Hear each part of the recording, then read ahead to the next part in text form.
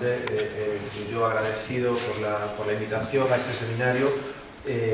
Lo estoy además porque bueno, creo que es una iniciativa que está muy bien, por varios motivos. Uno, porque es lo que siempre decíamos desde hace algunos años en el grupo: esto había que hacerlo, y todo el mundo decíamos que había que hacerlo, pero nadie lo hacíamos, ¿no? Entonces, bueno, pues que Rafael Asís lo haya hecho, pues es un punto. El nombre, naturalmente, un homenaje a Gregorio, además un homenaje en este sentido, académico, de divulgación también, y bueno, también lo del campus de Colmenarejo, porque bueno, algunos siempre torcemos los que vivimos por abajo, pues siempre torcemos un poco la cara cuando nos dicen del campus de Colmenarejo. Pues bueno, yo creo que también es muy importante hacer cosas aquí, y a mí particularmente, bueno, pues me permite volver a un sitio donde precisamente los viernes a esta hora, hasta el curso pasado, venía alguna que otra vez a un grado que, por cierto, pues han trasladado a Getafe. Bueno, el tema, como decía Rafael Asís, es intervenciones de mejora. Yo, claro, después la verdad es que me di cuenta muy tarde, cuando empecé a ver la publicidad, de intervenciones de mejora, porque yo es lo que dije, y tardé mucho en darme cuenta de, vale, esto realmente, así dicho, igual no se entiende mucho lo que es, ¿no?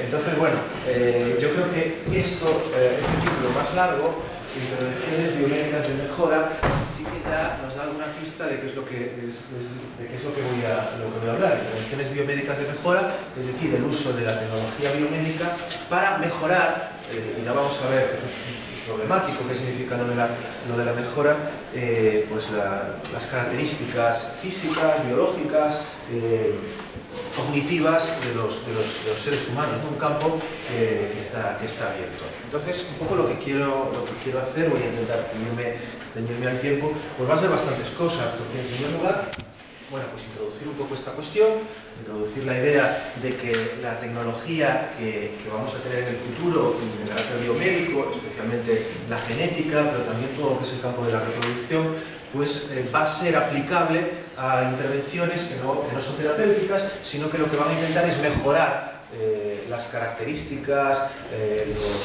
los funcionamientos, las capacidades de las personas. Claro, para analizar esto, enseguida suele venir a la mente, no sé si ya os está viniendo un poco esta idea, o si conocéis un poco este asunto, suele venirnos a la mente inmediatamente la experiencia de la eugenesia histórica, es decir, la eugenesia de finales del siglo XIX y finales del siglo XX, en toda esa idea de mejora, pero mejora también de la raza, mejora de la especie, que, bueno, pues algunas de sus ramificaciones fueron terribles, ¿no? De alguna manera el nazismo incorporó algunos de esos elementos, los llevó a unos extremos injustificables, y eso provocó severas violaciones de derechos humanos y grandes atrocidades, ¿no? Entonces, bueno, pues vamos a ver qué tiene que ver esto, si es que tiene algo que ver con esa eugenesia histórica. Porque ahora, en estos últimos tiempos, al hilo de estas posibilidades biotecnológicas, pues está habiendo una recuperación, una reivindicación de la eugenesia, y particularmente desde el ámbito de la filosofía política y de la filosofía moral de carácter liberal. Entonces se ha llegado a hablar, ya es una terminología muy común, pues de la eugenesia liberal, que un poco bueno, pues intenta justificar la bondad del uso de estas tecnologías biomédicas para mejorar a las personas. Entonces, lo que voy a hacer aquí es presentar esa eugenesia liberal. Y en realidad, a lo largo de mi intervención, lo que yo quiero hacer, vamos a ver si lo consigo, pues es defender varias cosas, ¿no? En primer lugar, voy a defender que esta eugenesia histórica, o las objeciones que le podemos hacer a la eugenesia histórica, son realmente aplicables no demasiado, o directamente no son aplicables en su mayor parte esas objeciones, a las nuevas prácticas, y en particular a esta eugenesia liberal, a esta reivindicación de las intervenciones de mejora. En segundo lugar, después de decir esto, pues voy a hacer una crítica, sin embargo, de la eugenesia liberal. Es decir, si bien voy a decir, no podemos rechazar la eugenesia liberal diciendo esto es eugenesia, ya se sabe, esto nos lleva a atrocidades, sin embargo, la eugenesia liberal pues tiene algunos problemas. Uno de ellos es que no tenemos muy claro qué es esto de una mejora. ¿En qué consiste esto de una mejora? Además de que no lo tenemos claro, tampoco está claro que una mejora, a pesar de que mejora tiene un sentido positivo, no está claro que una mejora, aunque sea una mejora funcional, una mejora en nuestras capacidades, una mejora cognitiva, lo que sea, que necesariamente eso tenga que ser bueno desde el punto de vista moral. Porque estamos acostumbrados, nos dice, a ver, mejora, va a mejorar, entonces eso es bueno, ya está justificado. Bueno, lo que voy a poner son algunos ejemplos que yo creo que muestran que esto no está tan claro. Lo voy a hacer a partir de la noción de mejoras discriminatorias, que ahora quizá no se entiende muy bien, pero voy a intentar explicarlo. Y finalmente, un poco voy a sugerir, y si esto no da mucho tiempo, pues lo dejo así en el aire, de que quizás si nosotros queremos buscar pistas en el pasado de movimientos ideológicos, políticos, de conexión, de intento de conexión de estos asuntos científicos, pues en lugar de mirar la eugenesia tradicional, igual deberíamos mirar una corriente que también fue más o menos coetánea, duró menos probablemente que la eugenesia histórica, que fue el darwinismo social. Probablemente algunas de las nuevas prácticas, esta es un poco mi sugerencia, pues se parecen más a un darwinismo social renovado que a la eugenesia histórica. Por lo tanto, ya veis que son muchas cosas, pero voy a intentar presentarlas todas. Vamos a ver. Hace algunos años apareció un libro de un biólogo que fue muy comentado en su momento, que se titulaba Vuelta al Edén. Un poco lo que sugería este libro, que era una especie de distopía, de utopía al revés, pues nos decía un poco la idea de que dentro de algunas décadas, quizá dentro de algunos siglos, pues vamos a tener la posibilidad de utilizar la reproducción asistida y utilizar la genética para unas nuevas técnicas que nos van a permitir mejorar nuestras capacidades, mejorar nuestras condiciones, mejorar nuestros funcionamientos. El problema, decía este autor, es que eso lo que va a suponer es que estas técnicas van a estar solo disponibles para algunos, en función de su capacidad económica. Van a ser técnicas caras, no todo el mundo podrá acceder a ellas en un mundo desigual, por motivos económicos como en el que estamos. Por lo tanto, llegará un momento que de alguna manera la especie humana probablemente se llegará a dividir. De alguna manera, pues habrá los genricos, que son enriquecidos genéticamente, pero también porque son ricos económicamente o porque lo fueron sus antepasados, y los naturales que será gente como nosotros, pero que en ese contexto pues seremos de alguna manera los parias, quizá no nosotros, pero sí nuestros nietos, ¿no? Bueno, de alguna manera este es un libro que presentó esto a caballo entre lo que era la distopía y entre lo que es decir, una presentación utópico-negativa literaria y un intento de aproximación científica. Desde entonces ha habido un montón de autores, algunos filósofos políticos, filósofos morales, sociólogos de primer orden, ahí tenéis algunos de los más renombrados hoy en día, que se han ido ocupando de este tema. Pero bueno, este es un tema que también está absolutamente presente en la cultura popular, en cantidad de novelas, en cantidad de películas de ciencia ficción que bueno, pues fantasean más o menos o presentan la idea de un futuro poshumano, de humanos mejorados, pues pensar ahí no lo he puesto, pero Blade Runner, la idea de la perfección está también ahí en ese diálogo que es bastante interesante de Alien. Pues bien, todo esto ha llevado a que en los últimos años, yo creo que un par de décadas, pues este haya sido un campo de discusión bastante animado, insisto, no solo en el ámbito de la cultura popular, sino también en el ámbito de la filosofía. Y es probable, creo que lo siga siendo en el futuro. No hay prácticamente cada trimestre que empiezas a mirar las revistas, lo que ha salido en las revistas científicas en el ámbito de la bioética, raro es la vez que no te encuentras 2 o 3 artículos que tratan alguno de estos temas. Bueno, ¿qué son las intervenciones de mejora? Bueno, pues lo que hay que decir es que algunas cosas que se parecen a las intervenciones de mejora ya están disponibles. Por ejemplo, nosotros podemos tomar determinadas decisiones sobre las características de nuestros hijos futuros. Podemos, digo en términos de tecnología actualmente disponible, factible, pues pensar en que es posible seleccionar ya el sexo, aunque esto en España está está prohibido, pero tenemos la tecnología para hacerlo, tenemos tecnologías de diagnóstico prenatal, incluso preimplantatorio, es decir, de embriones extracorpóreos. Pero también podemos no solo decidir cuáles van a ser algunas de las características de nuestros hijos futuros, también de los presentes. La hormona del crecimiento, por ejemplo, que puede ser, ha sido sugerido, y después voy a hablar bastante del tema del crecimiento, de la talla, es un buen ejemplo, pues ha sido sugerido pues, que también es una forma de mejora, bueno, pues, o puede llegar a ser una forma de mejora para hijos presentes, y por supuesto para uno mismo. Probablemente una de las distinciones que haya que hacer con las intervenciones de mejora respecto a su estatus moral, es decir, a si son más o menos aceptables, pues sea muy importante señalar si yo me lo estoy haciendo para mí mismo o lo estoy haciendo para otro incluso para un ser futuro.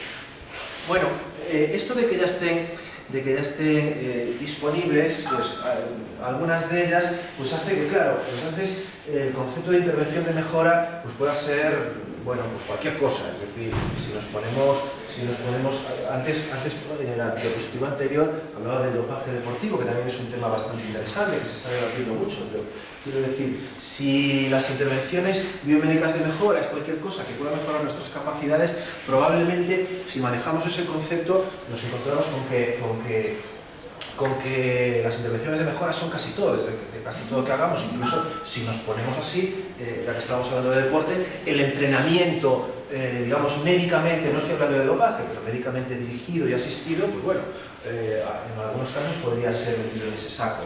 Yo creo que es mejor no usar un concepto demasiado amplio y quizá un poco para determinar de lo que estamos hablando, yo creo que hay dos temas que podríamos tocar para intentar ver, por un lado, qué son y qué no son las intervenciones de mejora que nos estamos planteando y las que pueden presentar algún problema de tipo moral, de tipo jurídico, y sobre todo, cuál es la fuente de perplejidad, porque cuando se empiezan a hablar de estas cosas, y sobre todo si la conectamos, como decía antes, con la cultura popular, nos empiezan a aparecer ahí fuentes de, bueno, pues en algunos casos habrá quien lo tome pues como qué maravilla se nos abre, pero yo creo que, por ejemplo, el ejemplo de Silver, de decir, oye, pero igual resulta que estamos poniendo las bases para un mundo radicalmente desigual, donde incluso la humanidad se llegue a separar, y entonces, bueno, yo creo que eso genera alguna perplejidad, incluso miedo. Yo creo que no hay que tener miedo a decir que algunas cosas nos dan miedo, ¿no? Que eso está muy mal visto. Lo que ocurre es que tenemos que ver un poco por qué, de dónde sale esa perplejidad y entonces cómo abordar estas cuestiones de las intervenciones de mejora. Yo creo que hay dos cosas que son buenas candidatas a que esto nos parezca raro, extraño y que tengamos alguna prevención. En primer lugar, en la distinción entre lo terapéutico y lo no terapéutico, parecería que las intervenciones de mejora son intervenciones no terapéuticas, entonces las intervenciones médicas de carácter terapéutico son las estupendas, las justificables moralmente, y cuando estamos ante intervenciones no terapéuticas, pues bueno, ahí empiezan los problemas y la fuente de nuestra perplejidad, de nuestros temores, de nuestras angustias o de no saber cómo abordar estas cosas. El otro candidato a, por un lado, explicar qué son las intervenciones de mejora y por qué nos generan estos problemas, pues es que estamos ante tecnologías con una potencia sin precedentes.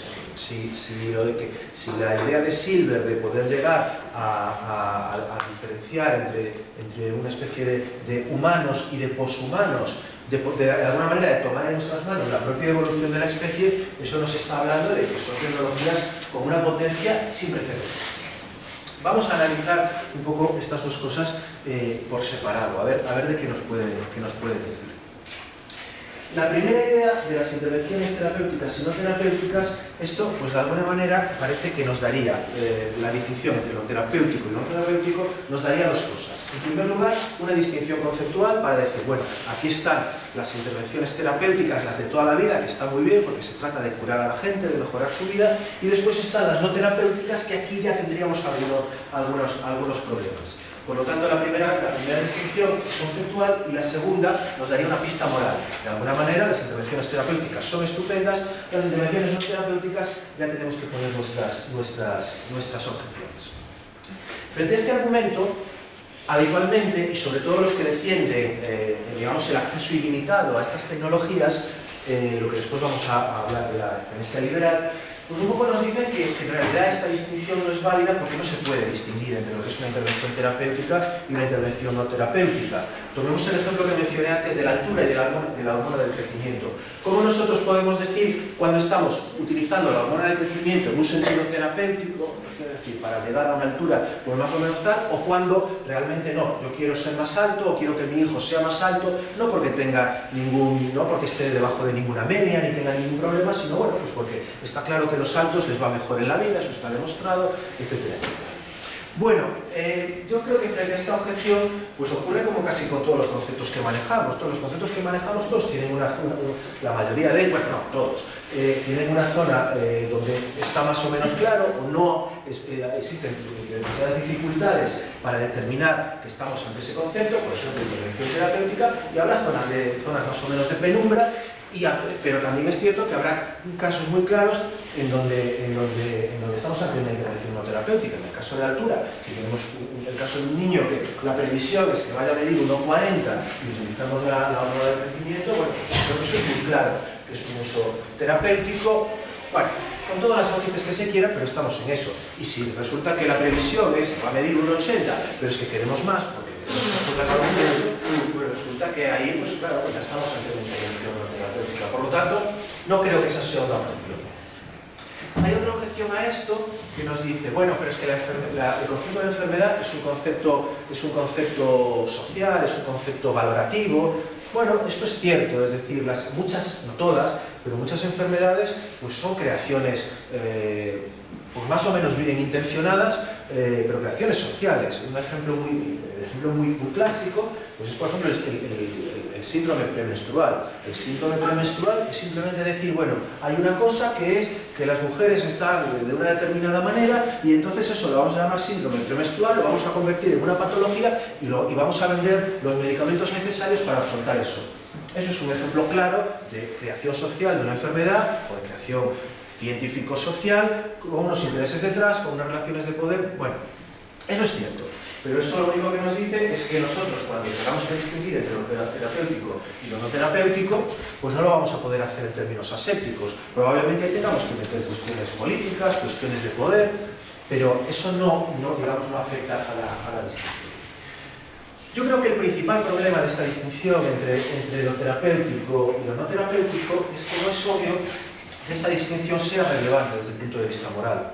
Es decir, si bien es cierto que en principio lo terapéutico pues tiene una intervención terapéutica, tiene datos a favor, es decir, pues en principio está bien desde el punto de vista moral, desde el punto de vista de generar una expectativa para eso no significa que las intervenciones no terapéuticas pues estén mal. ¿Cuándo estará mal intervenciones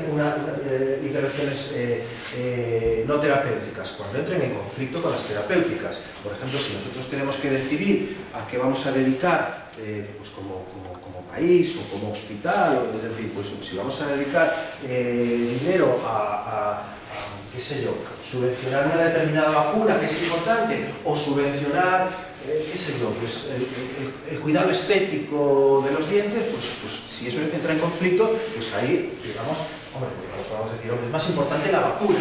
Pero si hay dinero para todo, es decir, si no es una cuestión conflictiva, tampoco está muy claro por qué tengamos que decir que las intervenciones no terapéuticas sean negativas. Yo creo que eso, por lo tanto, la distinción esta entre lo terapéutico y lo no terapéutico me parece que es una distinción limitada. No podemos seguir tirando de eso para que nos dé pistas sobre cómo afrontar las intervenciones de mejora. ¿De acuerdo?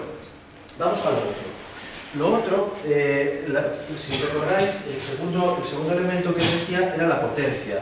De alguna manera, las tecnologías que tenemos disponibles son muy potentes y entonces eso nos genera malestar, nos genera perplejidad, nos genera problemas para afrontarlo. De hecho, muchas veces quienes quieren defender que las intervenciones de mejora de cualquier tipo no son problemáticas, que las intervenciones genéticas deben ser absolutamente de acceso libre, da igual cuáles sean los resultados, un poco lo que vienen a decir es, a ver, pero esto ya lo estamos haciendo. Si recordáis, hemos puesto un montón de ejemplos de tecnologías que ya tenemos disponibles y que son de mejora, muchas de las cuales nos parecen perfectamente utilizables, ¿no? Entonces, un poco lo que quería decir es, vale, pues si en realidad ya estamos haciendo, ya nos parecen aceptables un montón de intervenciones que no son terapéuticas, pues bueno, la diferencia es simplemente que ahora podemos hacer más, tenemos tecnologías más potentes, pero no hay un salto cualitativo. Bueno, yo creo que esto no es del todo cierto. Yo creo que realmente una de las razones por las que este tipo de tecnologías nos pone en alerta, nos genera perplejidad y nos pone a veces en la dificultad de decir, bueno, estamos bien preparados para afrontar desde un punto de vista normativo, es decir, cómo vamos a regular esto, cómo vamos socialmente a mirar este tipo de cuestiones. Pues yo creo que esta es aquí un poco la clave. Es decir, bueno, en realidad surge el problema no porque sea nuevo, sino porque ahora podemos hacer muchísimas más cosas.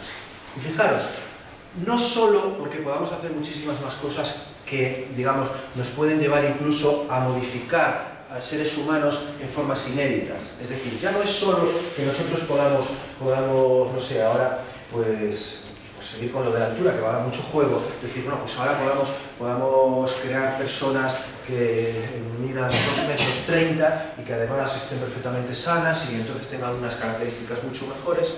Y eso, claro, nunca ha habido personas, más que como excepción, de 2,30 m. Entonces, claro, o generar personas que van a tener capacidad, no sé, físicas muy grandes, es decir, cosas que no existían. Bueno, yo creo que eso es una fuente de perplejidad. Pero fijaros que no todos los problemas que tienen que ver con lo que nos llama la atención de las intervenciones de mejora es porque estemos hablando de posthumanos, de humanos mejorados. Pensad, por ejemplo, que nosotros queramos utilizar estas tecnologías para tener hijos sordos, que sean varones en vez de mujeres, que sean heterosexuales y no homosexuales, que sean agresivos, por lo contrario, no agresivos, que sean grandes velocistas. Quiero decir, todas estas cosas ya entran dentro de la variedad humana. Y sin embargo, que nosotros digamos, bueno, pero ahora yo no quiero buscar esto de propósito, y bueno, yo creo que eso también genera algún tipo de problema.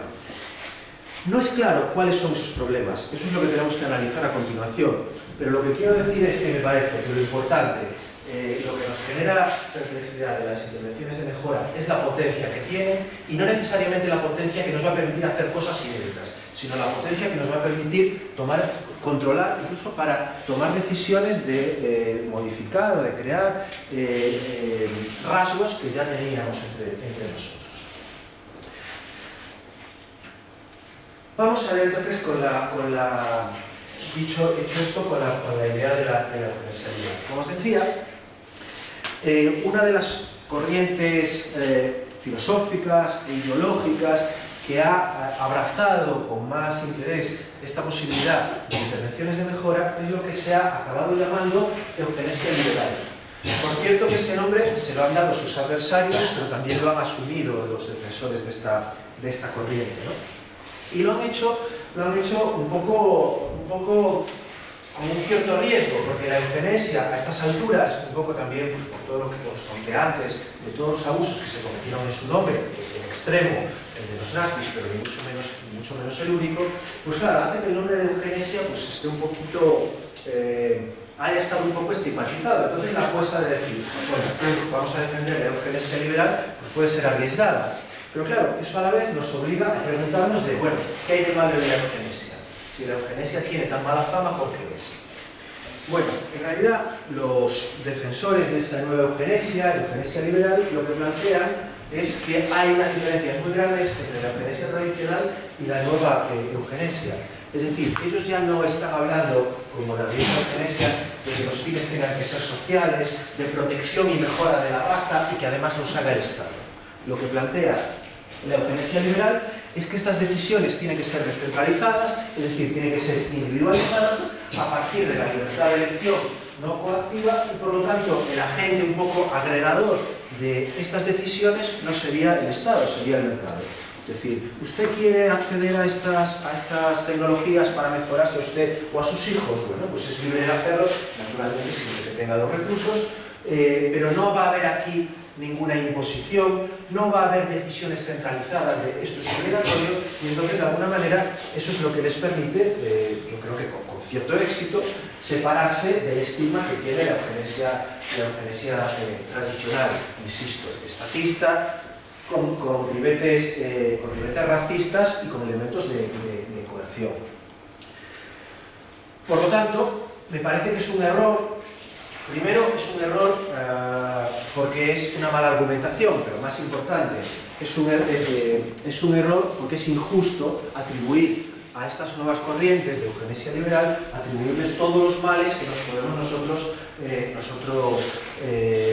recordar de todos los abusos cometidos por la eugenesia tradicional. Claro, esto lo que nos obliga es a preguntarnos, como decía, pues qué hay de malo en la eugenesia, es decir, ¿por qué la eugenesia estaba mal? Y es el caso que esta nueva eugenesia ya no sea susceptible de las objeciones que le habíamos hecho históricamente a la vieja eugenesia. Bueno, yo creo que esta pregunta, que es una pregunta muy relevante, porque claro, si nosotros conseguimos conectar, que insisto, yo creo que no se puede hacer, pero si nosotros conseguimos conectar la eugenesia liberal, esta nueva propuesta, con la vieja eugenesia, queda completamente desacreditada. Lo que vamos a examinar es hasta qué punto es diferente o no, o hasta qué punto son relevantes estas diferencias que ponen en ese cuadrito. Antes de eso,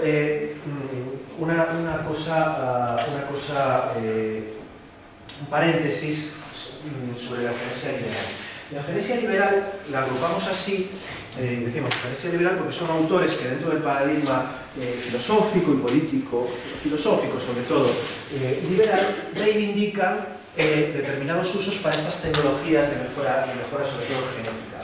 Pero claro, dentro de eso, dentro de la eugenesia liberal, que yo a partir de ahora la voy a tomar como un todo, lo que tenemos es una variedad bastante grande de propuestas, que de alguna manera, bueno, pues es la variedad que puede haber incluso dentro del ámbito del liberalismo político como filosofía. Por un lado, tenemos una eugenesia liberal de justificación, que sería una versión más suave. Algo así como decir, bueno, en la medida en que las personas libremente decidan tomar algunas de las tecnologías de mejora para beneficiarse para ellos o para sus hijos, que será lo más común, no hay nada de malo en ello desde el punto de vista moral, por lo tanto eso debe ser permitido. Pero hay una versión bastante en boga de la eugenesia liberal que da un paso más allá. La eugenesia liberal se convertiría en un deber. Es lo que se ha llamado a veces el principio de beneficencia procreativa. Algo así como decir, si la tecnología para mejorar a nuestros hijos está disponible, ya no solo es que tengamos la posibilidad de tomarla y eso no está mal, eso está justificado, sino que tenemos la obligación de hacerlo. Tenemos la obligación de hacerlo porque de alguna manera tenemos el deber de beneficiar a nuestros hijos. Entonces, si podemos tener mejores hijos con más éxito social, con mejores características, etcétera, etcétera, etcétera, debemos hacerlo. Un segundo elemento que divide un segundo criterio de distinción para un poco presentar todo el abanico de la eugenesia liberal sería la eugenesia liberal libertaria o conservadora frente a la eugenesia liberal igualitaria. La eugenesia liberal libertaria, un poco el símil que utiliza, porque además es un símil que utilizó un autor clásico de esta corriente como Nozick, es la idea del supermercado genético. Es decir, la genética pues es un bien que va a estar ofertado como en un supermercado y cada uno es muy libre de ir y decidir, pues yo aquí tomo una intervención que mejore mis capacidades cognitivas, otra intervención que mejore mi resistencia al esfuerzo, bueno, de acuerdo con lo que veo. Y en cambio, la eugenesia liberal igualitaria de alguna manera plantea aquel temor que de forma radical hablaba Silver en el libro que os empecé comentando. Es decir, ojo, que si resulta que nosotros permitimos que el modelo sea el del supermercado o el modelo del mercado, el acceso a estas mejoras va a ser desigual. Entonces eso, en el fondo, lo que va a generar es una desigualdad mayor de la que todavía padecemos. Entonces, de lo que se trata es de garantizar, de la manera que sea, el acceso igualitario de todos a estas mejoras, para evitar, en el extremo, pues esa distinción radical entre los ricos y los naturales de que hablaba así. Bueno, vamos entonces presentada un poco esto. Naturalmente hay probablemente tantas versiones de eugenesia liberal como autores, y autores hay muchos, pero digamos que esto es para ver un poco que realmente no estamos hablando de una corriente que sea monolítica. Después, si acaso salen algunas diferencias. Pues bien, ¿qué hay de malo de la eugenesia? Por lo tanto, los males que podemos atribuir a la eugenesia son, digamos, atribuibles a la eugenesia liberal. Bueno, pues como os decía, yo creo que esta pregunta se puede responder a partir de preguntas, de descomponerla en preguntas muy simples. ¿Qué hay de malo en la eugenesia? Bueno, pues vamos a ver cómo se selecciona, qué decisiones eugenésicas se toman, quién lo hace, qué selecciona, es decir, qué rasgos selecciona y por último las finalidades. Probablemente, digamos, algunas de nuestras objeciones a la eugenesia tradicional estén en la respuesta a alguna de estas preguntas. Probablemente una de las más fáciles de responder es el cómo. El cómo, es decir, cómo se hacen estas prácticas. Bueno, pues evidentemente hay prácticas eugenésicas históricas que son absolutamente rechazables. Mencioné antes el de los nazis, pero tenéis un ejemplo mucho más reciente de políticas, por ejemplo, de esterilización forzosa de miles de mujeres, en este caso indígenas, en el Perú de Fujimori. Por poner un ejemplo, si estáis en internet o cualquier lado de esterilizaciones forzosas, vais a encontrar que esto ocurrió en el Perú de Fujimori, pero ocurrió en Estados Unidos y ocurrió en Suecia, por ejemplo, de manera sistemática. Por lo tanto, el cómo, es decir, hay determinadas prácticas abusivas, el ejemplo de las esterilizaciones forzosas es uno, que, digamos, representa algo que está mal de la eugenesia. Ahora bien, ¿es necesario que toda eugenesia se realice a partir de estas prácticas coercitivas que violan derechos humanos? Hombre, pues la respuesta yo creo que es que no. Es decir, esto no nos lleva a una condena global de la eugenesia. Si la eugenesia liberal es capaz de demostrar que no hay coerción, que no hay imposición, al menos estas objeciones no será, digamos, vulnerable a ellas. Vamos a detenernos entonces, dado que el cómo es sencillo, en quién seleccionan y qué se selecciona. ¿Quién selecciona? Bueno, la eugenesia liberal un poco lo que nos dice es que la eugenesia tradicional era el Estado y ahora son las personas individuales en el ejercicio de su autonomía.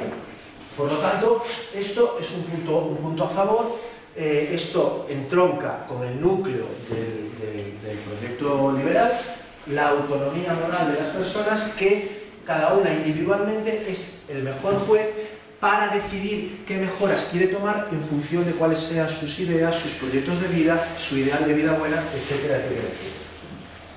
Naturalmente, si esto es así, parece que frente a la eugenesia tradicional, quien selecciona no sería un problema en la eugenesia liberal. Bueno, yo creo que hay un par de matices al menos que se puede mencionar. En primer lugar, la bondad moral de una práctica de este tipo no basta con que sea el Estado. Es decir, con que dejemos fuera al Estado, entonces ya está todo bien.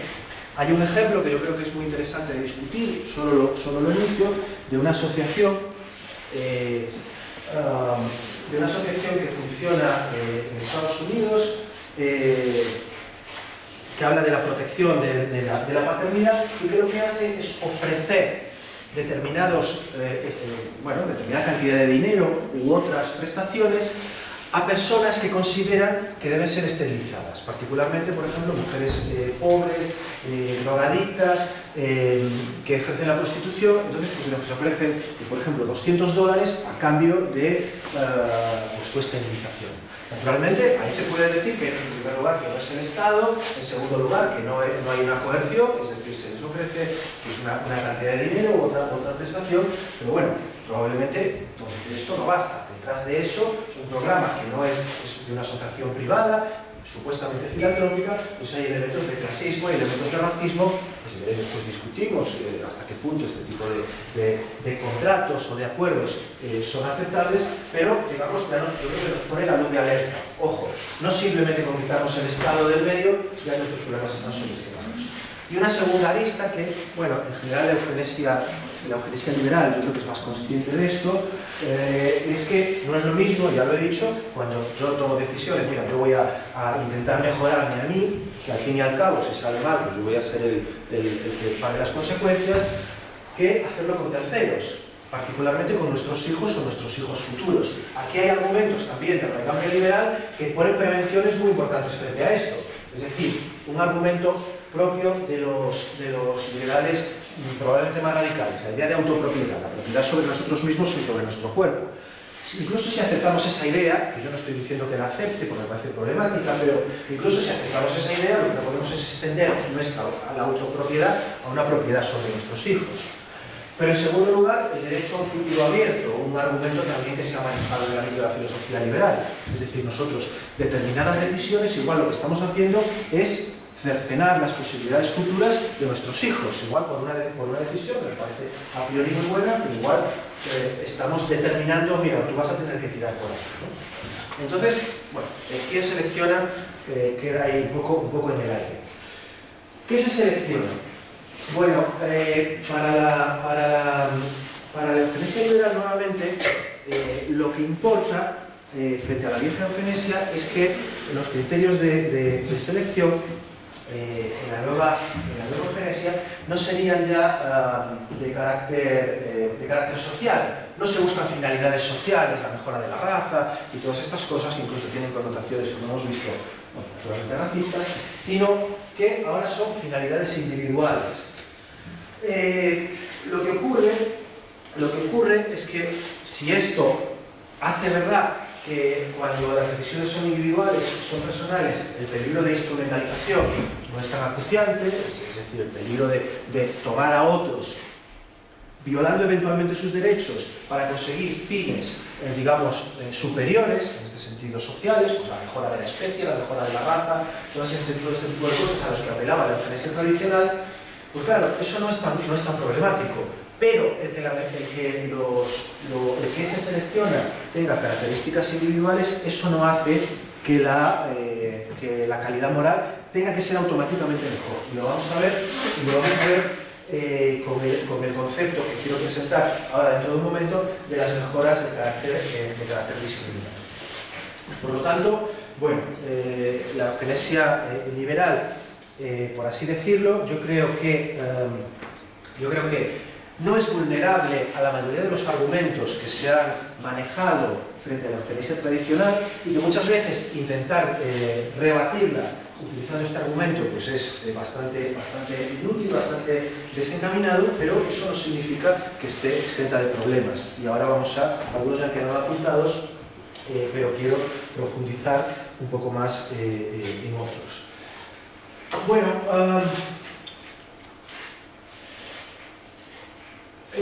incluso el título original era Intervenciones de mejora, pero ya he mencionado que lo que es una mejora pues no está muy claro. ¿Qué es una mejora? Y sobre todo, ¿una mejora es buena? Mejora en este sentido, genérica. ¿Es buena siempre en términos morales? Bueno, pues aquí va a empezar, yo creo que lo que tenemos que hacer es ver qué es eso de la mejora. Yo creo que hay, sobre lo que sea o no sea una mejora, yo creo que hay dos ideas, que yo creo que las dos están equivocadas, pero voy a defender una tercera. Hay quien dice, bueno, las mejoras son objetivas. Es decir, a ver, mira, si tú consigues que uno que en realidad puede correr a 100 metros a 9,80 segundos, pues conseguimos que nos corra en 9,10 y eso lo hacemos mediante una intervención, eso es una mejora porque va a ser más rápido. Entonces las mejoras son objetivas. Por otro lado, la eugenesia liberal, aunque a veces asume esta postura, tiende a pensar que no. Miren, no, las mejoras no son objetivas, son meras preferencias, cada uno hace lo que quiere, y esto además, una garantía de su bondad es ese respeto por la decisión de cada uno, el ejercicio de la autonomía moral de cada uno. Entonces nada, no hay ningún tipo de objetividad. Las mejoras, y lo que sea una mejora, son una cuestión de preferencias. Yo prefiero esto, usted prefiere lo otro, somos libres cada uno de hacerlo. Bueno, yo creo que frente a esto voy a defender una cosa que está un poquito en el medio, que es la objetividad contextual. ¿Qué es esto? Bueno, pues vamos a verlo un momento. Mira, hay un ejemplo que yo creo que es un ejemplo que se ha discutido mucho, no sé si lo conocéis, fue alrededor de hace 15 años y sobre esto, bueno, se ha escrito, se ha discutido, y es el caso en Estados Unidos de unas madres que eran sordas y que querían que su hijo fuera sordo también. Entonces lo consiguen y lo que dicen es, bueno, a ver, la sordera es una posibilidad dentro de la especie, hay gente que es sorda, hay gente que no es sorda, y nosotras queremos que nuestro hijo sea sordo pues para que se integre mejor en su familia, en su comunidad, porque hay una comunidad de sordos. Bueno, este caso es interesante. No necesariamente quiero aquí discutir, tampoco me importa hacerlo, si esta decisión que tomaron estuvo bien, estuvo mal, si eso se debería haber permitido, si se debería haber prohibido, pero yo creo que este es un caso muy interesante para discutir, porque es un caso subversivo, sobre todo. Algunas de las ideas previas que tenemos sobre lo que sea una mejora nos las pone en tensión. Si hubiera hecho al revés, no, nosotros no queremos que nuestro hijo sea sordo, entonces vamos a seleccionar los embriones para evitar ese peligro, pues en general todo el mundo hubiera dicho, ah, pues muy bien, claro, esto es una intervención terapéutica y está bien. ¿Es una intervención terapéutica? Pues yo creo que no. No estoy diciendo que esté mal, que estaría mal, pero luego es una intervención terapéutica. Pero este mismo ejemplo nos pone en cuestión la propia idea de mejora. A ver, la mejora, pues, oiga, pues usted dice que la mejora es oír, pero nosotros creemos que la mejora para que se integre mejor en su familia, en su comunidad, pues es precisamente que no oiga, ¿no? Claro, yo creo que este es un ejemplo, como decía, subversivo, porque incluso, aunque la eugenesia liberal tiende en general a decir, no, esto es una cuestión de preferencias, cada uno que haga lo que quiera, ante estos casos, pues un poco muchos reculan y dicen, hombre, sí, es cierto que son preferencias, pero en realidad lo que sea una mejora, aunque no es una cosa objetiva y no se puede imponer y no sé cuántas cosas más, en realidad las mejoras son transparentes, como decía antes. Mira, si en vez de correr los 100 metros a 9,80 los corres a 9,10, pues eso es una mejora. Bueno, este ejemplo nos dice que lo que constituye una mejora quizá venga influido socialmente. Ahí es donde quiero incidir. La definición social de las mejoras. Yo creo que lo que es una mejora viene definido socialmente. Ya veremos si completamente o no, pero viene definido socialmente. Y sobre todo por dos cosas. Y la más importante es la segunda. La más importante es la segunda. ¿Por qué hablamos de definición social de las mejoras? Bueno, pues porque toda sociedad, todo grupo de personas define determinadas cosas, determinados valores, y entonces define una normalidad social, y a partir de ahí pues va a un poco lo que sea mejor o lo que sea peor. Por ejemplo, pues en cantidad de cosas. Eso lo hace toda sociedad, pero que lo haga toda sociedad no significa que siempre estemos de acuerdo. Por ejemplo, nuestra sociedad tiene unos determinados estándares estéticos, de belleza masculina, pero bueno, sobre todo, digo sobre todo porque resulta, como sabéis, pues más terrible y opresivo, femenina. Naturalmente son definiciones que son cambiantes, como sabéis, lo que ahora consideramos bello, pues si veis en cualquier lado, que hace X años, pues no se consideraba tanto, es decir, que son cambiantes, son definidos socialmente. Pero ojo, incluso en nuestra propia sociedad consideramos que esos valores no siempre son positivos. Por ejemplo, pues mostramos nuestra preocupación, por ejemplo, y llegamos a decir que es necesario intervenir, por ejemplo, en los estándares de belleza que se promueven pues, desde el mundo de la moda. Y decimos, oiga, pero es que estos estándares igual son negativos, porque eso influye pues, en esos estándares de los desfiles, de los tallajes de la ropa, de no sé cuántas cosas más, son muy malos. Y entonces eso hay que intervenir. O incluso consideramos que son muy malos para nuestros hijos pequeños. Y decimos, mira, prefiero que no estés demasiado expuesto a los anuncios, a la publicidad, porque eso te va a generar una serie, bueno, no se lo decimos así, pero igual lo hacemos, eso te va a generar una serie de expectativas, una serie de cosas que en última instancia son perjudiciales, porque definen modelos sociales que son efectivamente los modelos sociales, pero que no son necesariamente buenos. Es decir, hay determinados modelos sociales, por ejemplo deportivos, que, bueno, pues que debe promover valores que consideramos que están bien en el deporte, pues en realidad promueven otros valores que consideramos que están mal. Por lo tanto, esta es el primer modo en que se define socialmente lo que es una mejora. Pero yo creo que hay una forma que es incluso más poderosa, que pasa más veces desapercibida, es decir, en la materialidad de las relaciones sociales. Es decir, no tanto en cómo valoramos las cosas, sino en cómo nuestra sociedad está estructurada, cómo está funcionada, cómo funciona y cómo hace que determinadas cosas sean normales, porque así está establecido no en los valores de la gente, sino en cómo funciona la sociedad. Yo creo que en general en el mundo de la discapacidad, que es otro tema que queda ahí, pues hay una idea del modelo social de discapacidad. De alguna manera, un poco lo que viene a decir es que muy buena parte de la discapacidad es generada socialmente a partir de determinadas relaciones sociales, de determinadas formas pues, de construir nuestro entorno, que es lo que determina la normalidad o no. Yo creo que esto queda claro en un ejemplo. Y un ejemplo que es un refrán que supongo que todos conocemos: el país de los ciegos, el tuerto es rey, ¿no? Bueno, pues eso es cierto, pues probablemente no. Hay una novela de un escritor, una novela que no es una maravilla de novela y no es muy conocida, que se llama precisamente El país de los ciegos, de Wells, el autor de obras de ciencia ficción, como El viaje en el tiempo, no recuerdo el título exacto. Bueno, pues esto un poco lo que nos plantea es un tipo que se pierde en un lugar de Sudamérica y llega a un valle perdido donde allí todos son ciegos. Entonces lo primero que dice es: uy, esto es el país de los ciegos, yo aquí voy a ser el rey. Pues en absoluto, lo que se encuentra es que no es el rey, pero de ninguna manera.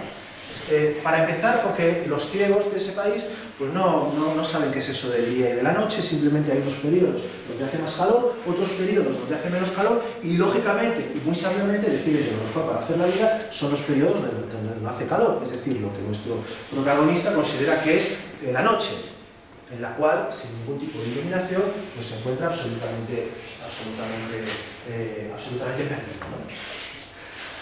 Este momia de aquí es un hombre que se llamaba, vivió en el siglo pasado, que se llamaba Agustín Luengo. Agustín Luengo está considerado como el hombre más alto de la historia de España, medía 2 metros 30 y algo, 31, 35, no recuerdo. Es decir, bastante más alto que, por ejemplo, Gasol. Bueno, en el contexto de Agustín Luengo, su vida fue pasar un montón de necesidades, pasarlo fatal, ser exhibido como monstruo de feria, y solo consiguió ganarse la vida cuando desde el Museo de Antropología le ofrecieron una pensión vitalicia a cambio de que donase su cuerpo, aquí está, al Museo de Antropología, de aquí de Madrid. Naturalmente, si este hombre hubiera vivido en otro contexto, pues igual las cosas le hubieran ido mejor. Desde luego, igual los hermanos Gasol, en el contexto del siglo XIX, su destino hubiera sido relativamente parecido, y ahora, en cambio, en nuestro contexto, pues son talentosos, considerados talentosos, bueno, pues son en el ámbito del baloncesto y otras cosas, ricos, famosos, etcétera, etcétera, etcétera. ¿Por qué? Bueno, pues porque vivimos en un contexto donde existe una cosa, y ya sabía que traer ejemplos de baloncesto, aquí siempre es un punto a favor, un contexto donde existe una cosa tal como es el baloncesto, donde tener una determinada altura, y otras muchas cosas que ellos tienen, pues es una gran ventaja. Pero hace 100 años, pues esto era el destino de esta gente. Y ojo, no porque estuviera mal visto, es decir, no por valores sociales, sino por cómo estaba organizada la sociedad. En una cosa tan banal como que existiera o no existiera el baloncesto profesional. Claro, la objeción, y ya voy con esto terminando, la idea entonces de que existen mejoras que son contextuales, por lo tanto que la sociedad, que sea de una manera o de otra, va a determinar que algo sea una mejora o no sea una mejora dependiendo del contexto, tiene una objeción muy clara, que es una objeción que han manejado muchos autores de la ortodoxia liberal. Es decir, oye, de acuerdo, hay cosas que dependen del contexto, quizá el caso de la altura sea uno de ellos, pero hay determinadas características que son objetivamente buenas en cualquier contexto. Es decir, la inteligencia, la fuerza, la memoria, bueno, la salud, pero bueno, de lo terapéutico. Entonces, estos son cosas positivas acontextualmente. Es decir, dado cual sea el contexto social, estos son bienes que todo el mundo, y con independencia del contexto y con independencia de sus preferencias, de su forma de ver las cosas, de sus valores, querría para sí. ¿Por qué? Porque son mejores, son buenas. Esta es una objeción a la idea esta de la definición contextual. Yo siento que es una objeción, pero a mí me parece que es una objeción que no tiene tanta fuerza como parece. Y por tres motivos que son los que pongo ahí. En primer lugar, todas estas características que se mencionan son características complejas. Salvo el caso de la fuerza física no es una cosa compleja y es además una cosa relativamente fácil de ver, pero probablemente es la menos interesante. Yo no veo por qué en nuestro contexto social tener una fuerza física enorme sea necesariamente una ventaja. Probablemente no lo sea para tanto, me parece un caso banal. Los otros son características complejas, es decir, la inteligencia. ¿Querríamos ser más inteligentes? Sí, pero ¿qué es eso de la inteligencia? Es decir, ¿seríamos capaces de realizar una intervención biomédica para hacernos más inteligentes? Yo lo dudo mucho. ¿O seríamos capaces de hacer una intervención biomédica para hacernos mejores personas? Porque esto es otra de las ramas que se está discutiendo ahora, la idea de la mejora moral. Vamos a mejorar las personas no en términos de características físicas, biológicas, cognitivas, sino moralmente. Vamos a crear un mundo de mejores personas. A mí, francamente, esto me parece fantasía, no veo cómo se puede hacer. Tampoco veo cómo se podría concretar y medir, ya no solo generar esto. Pero por último, yo creo que no podemos estar seguros si un don cualquiera, que en principio parecen muy positivos, va a funcionar efectivamente de un modo necesariamente positivo de acuerdo con nuestra vida. Vuelvo a otro ejemplo literario. El ejemplo de un cuento, este sí, si el otro será una novela, este sí, un cuento muy interesante, muy bueno literariamente, de Jorge Luis Borges, que se llama Funes el Memorioso, que es alguien que tiene la memoria perfecta, y nos cuenta que tiene la memoria perfecta, supuestamente uno de los bienes genéticos fundamentales objetivos, y nos cuenta cómo la vida de Funes es un desastre, precisamente porque es esclavo de su propia memoria, no puede tener una vida normal, porque tiene demasiada memoria. Bueno, ser demasiado inteligente, suponiendo que se pueda medir, pues sabemos también que puede generar un montón de problemas. Con lo cual, no quiero decir con esto que le dé la vuelta, que entonces todas estas cosas están muy mal, mejor no ser inteligente o mejor no tener mucha memoria. Lo que quiero decir es que no veo tan claro que sean bienes válidos para cualquier contexto. Por lo tanto, el concepto un poco que vendría a resumir esto es el de las mejoras objetivas contextuales. ¿Hay mejoras objetivas? Sí. Es decir, hay cosas que son objetivamente una mejora, pero solo en un contexto social determinado. ¿Cuál es la cuestión? La cuestión de estas mejoras objetivas son mejoras que son objetivas en un determinado contexto cuando poseer esas características nos da más posibilidades de éxito social, pero eso no significa que funcionasen igual de bien en cualquier otro contexto, no supone que sea biológicamente superior, ser más fuerte o menos fuerte no es biológicamente superior, hay un montón de animales, estamos acostumbrados a pensar que biológicamente somos lo más, mira que no hay animales que son más fuertes que nosotros. Y por otro lado, no necesariamente estas mejoras objetivas contextuales suponen que sean moralmente aceptables. Quiero decir, y por resumirlo, mejoras objetivas contextuales, lo que quiero decir con esto es que las mejoras no son meras preferencias, tampoco son incondicionalmente objetivas, pero sí que es cierto que en un contexto dado hay cosas que son mejores. Por ejemplo, el tema de la altura, vuelvo a ese ejemplo, pues en nuestra sociedad, y eso hay pruebas, en nuestra sociedad es mejor ser alto, quizá no altísimo, pero es mejor ser alto que tener una estatura normal o por debajo de la media. Las oportunidades, por ejemplo, laborales son mayores. Eso, dados esos objetivos sociales de tener mejores oportunidades laborales, ¿eso es una mejora en nuestra sociedad? Pues sí, es una mejora objetiva y contextual, porque de hecho las relaciones sociales, la forma en que estamos organizados, hace que eso sea positivo, insisto, en nuestra sociedad. Claro, esto nos lleva a otra cuestión y a otro concepto que me parece que es un poco el punto al que quería llegar. Mejoras contextuales objetivas discriminatorias. ¿A qué llamo mejoras contextuales, eso quedaba claro, objetivas discriminatorias. Pues fijaros, si he dicho que en un determinado contexto social poseer determinados rasgos son objetivamente una mejora, aunque quizá en otro contexto no lo sea, es cierto que en una sociedad racista pensemos en la sociedad más racista que se nos ocurra, o en una sociedad sexista pensemos en la sociedad más sexista que se nos ocurra, o en una sociedad homófoba pensemos en la sociedad más homófoba que se nos ocurra, o algunos otros rasgos que podéis imaginar de este estilo. El no tener las características del grupo, digamos, rechazado y excluido, pues es algo que objetivamente te va mejor. Es decir, si tú vives en una sociedad racista, a ti te va a ir mejor si tienes unos determinados rasgos externos, fenotípicos, asociados con la raza estupenda, que no si tienes con la de la raza o la etnia, digamos, discriminada. ¿Eso qué significa? Que evitar esos rasgos sería una mejora. Es decir, si yo, que soy de, pues no sé, que soy negro, o soy gitano, o soy lo que sea en la sociedad de que se trate, digo, bueno, pues voy a intentar que mi hijo, mediante una intervención de mejora, de una intervención biomédica, pues no tenga esas características que tengo yo, porque sé que objetivamente le va a ir mejor. O incluso, si mi sociedad es tremendamente sexista, pues yo voy a intentar evitar tener hijas.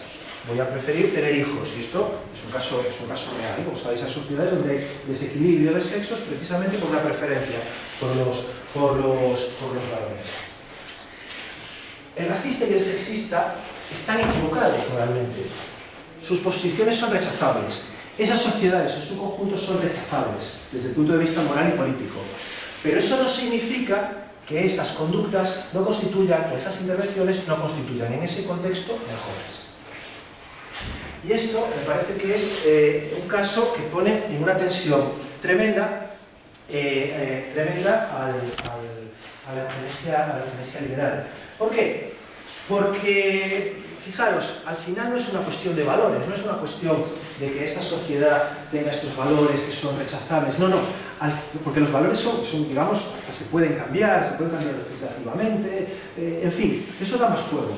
Pero en una sociedad que sea racista o que sea sexista no es porque todos los miembros o la mayoría sean racistas o sexistas, sino porque el modo de funcionamiento de las relaciones sociales, aquello que hablaba antes, no la ideología, sino la materialidad de las relaciones sociales, hace que objetivamente quien tenga determinados rasgos está en inferioridad. Y eso es objetivo, por más que nos parezca. Bueno, algunos autores han llegado al punto de decir, bueno, pues es cierto que el ejemplo esto de las mejoras discriminatorias pues nos hace afrontar la posibilidad de que en contextos de sociedades desiguales y desigualitarias lleguemos a que haya resultados equivalentes a los de la eugenesia tradicional, pero no porque haya un programa necesariamente de mejora de la raza, sino porque el conjunto de decisiones individuales perfectamente racionales en términos de conseguir una mejor posición en esa sociedad, lo que nos puede llevar es a un resultado de este tipo, es decir, a un resultado donde haya una selección racial o una selección por orientación sexual, si es que eso es posible hacerlo, etcétera, etcétera. Algunos autores de la eugenesia liberal han llegado a asumir este problema y decirlo, bueno, pues de acuerdo. Por ejemplo, hay autores que dicen, bueno, pues sí, es lamentable, pero eso hay que admitirlo y hay que permitirlo, y además es bueno que los padres hicieran eso. ¿Por qué? Bueno, pues porque una persona, ante determinados hándicaps que va a tener en su vida y de los que no es responsable, pues nosotros tenemos que actuar frente a ella de la misma manera. Es decir, ¿nuestros futuros hijos van a padecer una enfermedad? Tenemos el deber de beneficencia procreativa de mejorar, de evitar que padezca esa enfermedad. ¿Que nuestros hijos pueden mejorar sus capacidades? Tenemos el deber.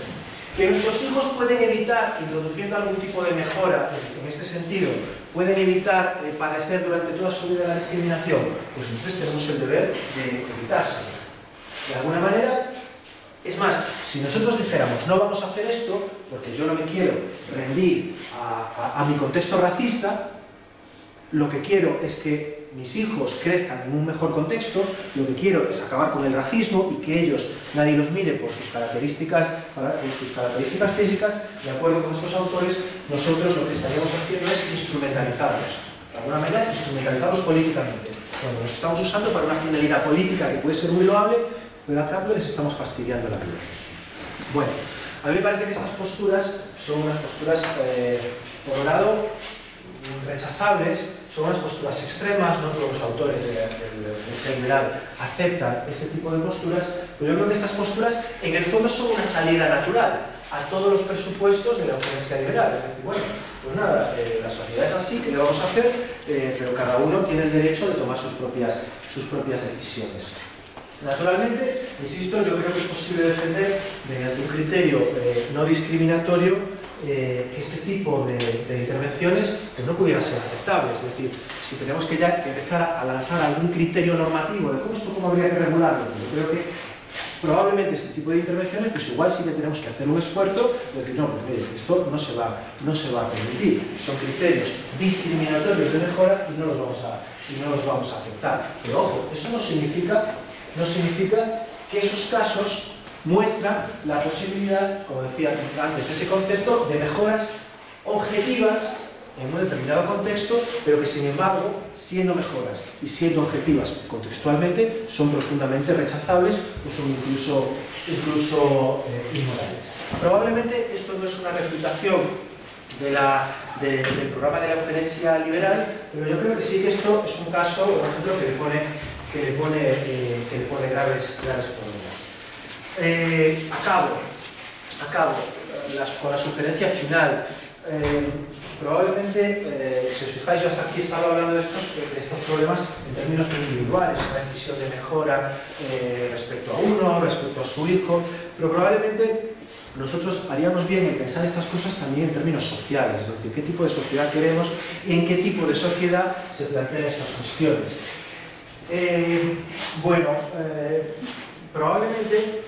Probablemente en una sociedad, o sociedades como la que estamos, este tipo de prácticas pues se enfrentan a problemas de acción colectiva, es decir, bueno, una decisión que individualmente pues puede ser perfectamente racional cuando todo el mundo la toma, dado que de lo que estamos hablando es de ventajas posicionales. Yo quiero que mi hijo esté mejor posicionado a la hora de conseguir un empleo y por lo tanto que tenga determinadas características, pero si todos hacemos eso, es el típico problema de acción colectiva, es este ejemplo de estamos todos sentados, yo no veo, me levanto, entonces el de detrás se tiene que levantar, todo eso es perfectamente racional, al final acabamos todos de pie, seguimos sin ver bien, pero todos estamos de pie cuando antes estábamos sentados. Bueno, este tipo de cuestiones yo creo que conviene pensarlas. Y conviene pensar además que nuestra sociedad es cierto que está montada en esos términos de buscar ventajas comparativas y al final no acaban siéndolo.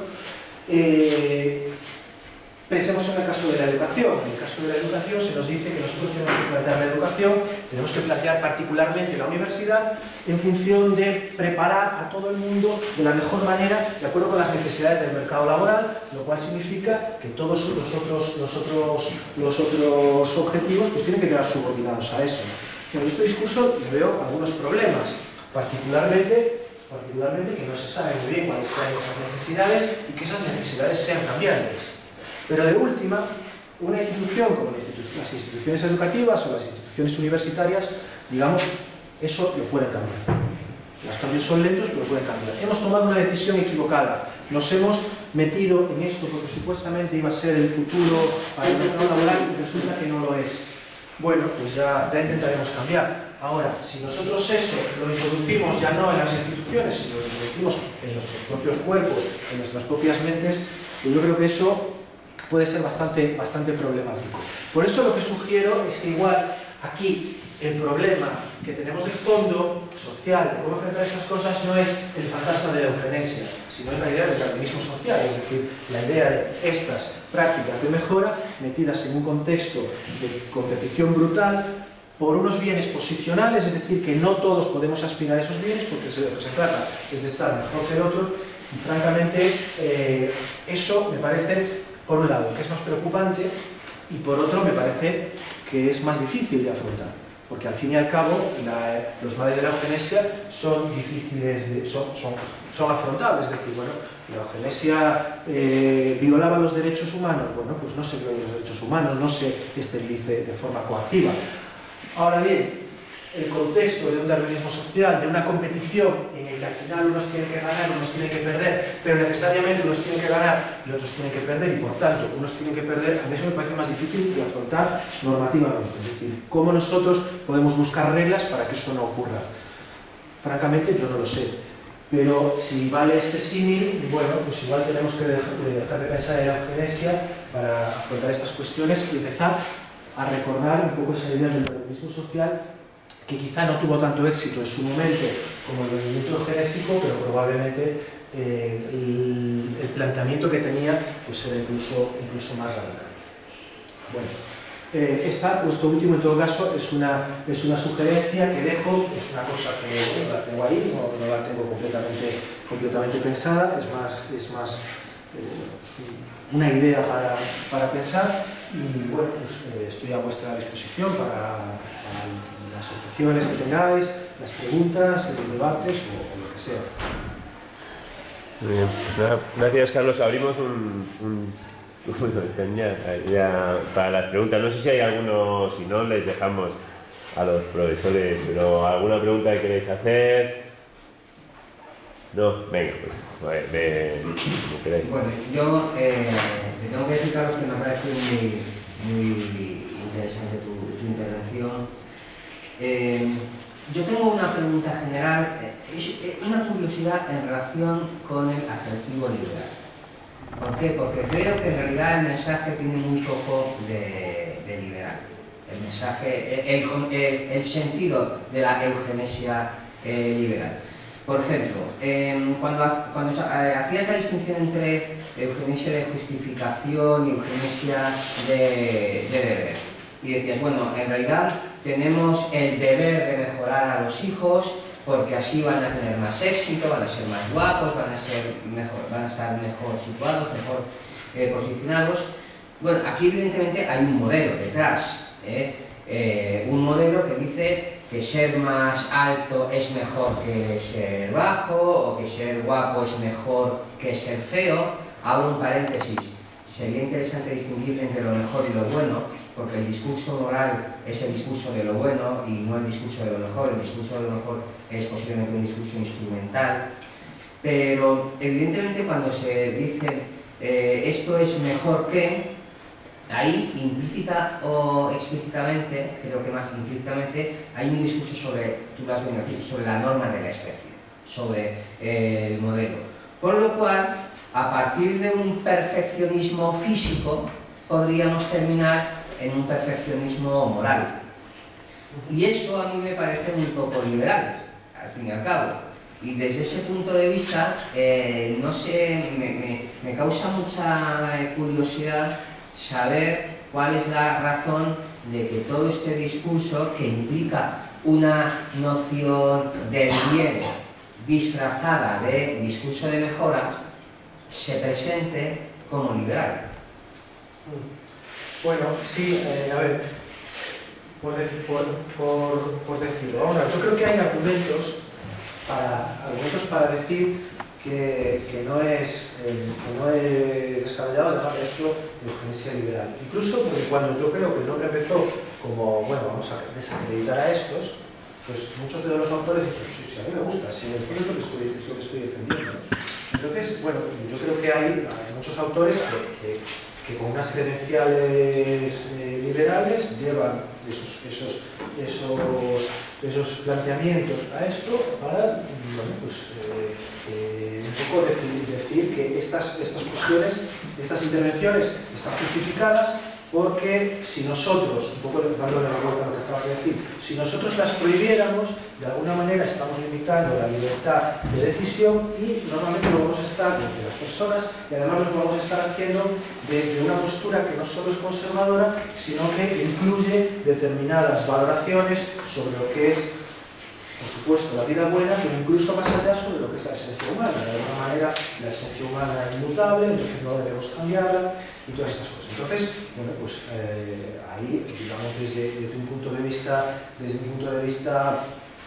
liberal, pues se dice, no, a ver, estas son decisiones que están disponibles, la tecnología nos la pone a nuestra disposición, y entonces, bueno, quien tenga que tomar esas decisiones, pues es cada uno, porque ya sabemos que desde el punto de vista liberal no hay mejor juez sobre tus propias cosas, sobre tu propio modo de vida, sobre tus proyectos, sobre tu plan de vida, que uno mismo.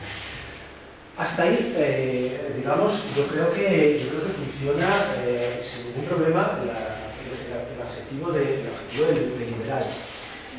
Lo que ocurre con esto es que, bueno, yo creo que lo que pone de manifiesto son algunos problemas en el fondo de la filosofía política y moral liberal en su conjunto. No en los términos de decir, no, es que entonces la filosofía política liberal es inconsistente, no nos sirve.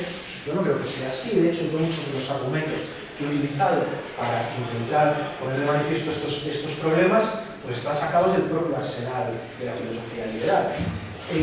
Lo que ocurre es que esto pone ante unas tensiones, digamos, que normalmente no salen. Pero claro, nos vemos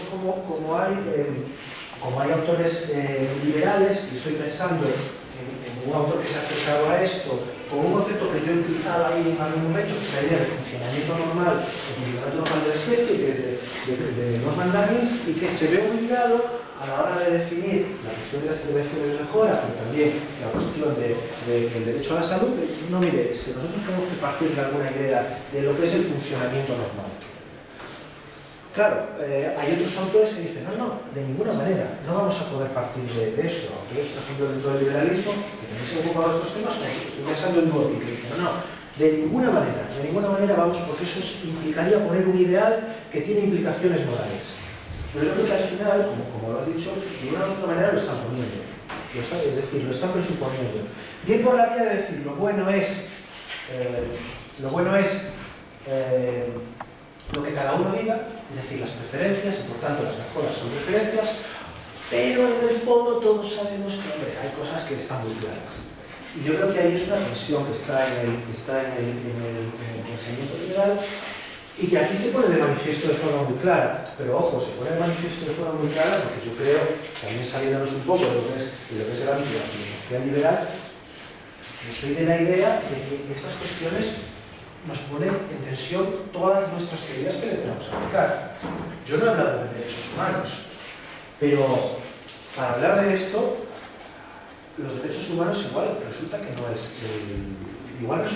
el discurso o los instrumentos conceptuales mejores. Por ejemplo, si nosotros, no sé, el tema del niño sordo, si nosotros decidimos el tema del niño sordo que planteamos, si nosotros decidimos que voy a crear, fundar o a dar vida a un niño sordo, ¿estoy violando sus derechos? O si yo decido que voy a crear un niño que tenga una determinada orientación sexual, suponiendo que eso se puede hacer, y digo que lo voy a tomar yo mi decisión, ¿estoy violando sus derechos? Bueno, ya sabemos que no. Ya sabemos que no, porque bueno, pues ahí se producen unas paradojas que esto incluso ha llevado a los tribunales. Yo objeto y se han violado mis derechos al haberme hecho nacer. Quiero decir, yo creo que estas cuestiones en el fondo ponen en tensión casi cualquier filosofía política y moral con la que venimos trabajando, porque no están pensadas para estas cosas. No nos sirven, no, son los instrumentos que tenemos, pero igual, ¿qué quiero decir con esto? Que sí, que yo creo que la flexibilidad y el liberalismo político y moral aplicado a esto se le ven las costuras, pero ojo, no es un mal particular de esa corriente. respondido. Mari Carmen, seamos conscientes que en 4 o 5 minutos tendremos que terminar, ¿vale? Venga, perfecto. Tiene que ver con Sí, lo sé. las personas sordas y sobre el implante coclear, y me gustaría saber tu opinión sobre cuál debería ser la posición del Estado en torno al implante coclear. Si, como se está haciendo hasta ahora, la decisión corresponde a los padres, o si se debería obligar a implantar a los niños.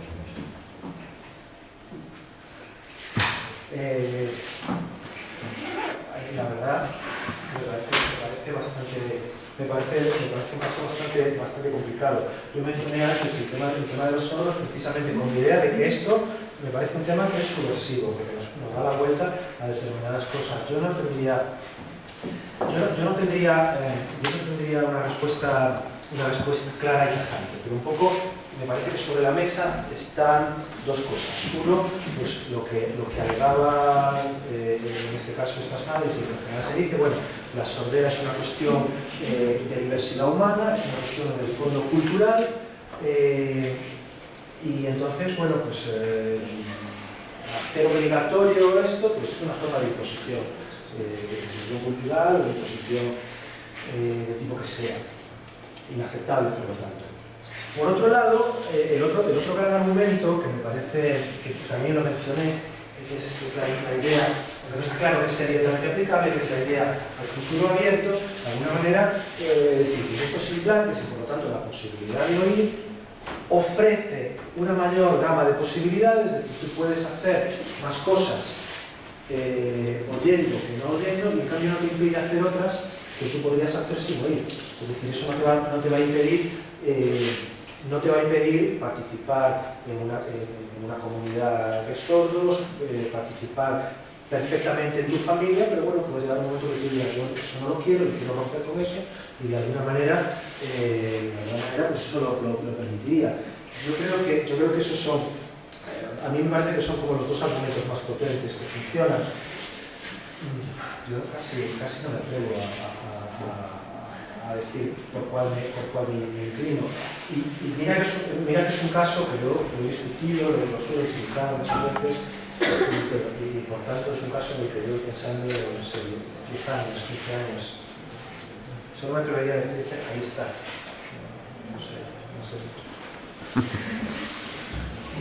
Bueno, pues nada, si os parece terminamos aquí. Sí que agradecerte porque, la intervención y la charla, que ha sido muy interesante, y bueno, convocaros para la siguiente, que ahora no recuerdo si es la próxima semana, bueno, está en el programa. Muchas gracias, Carlos.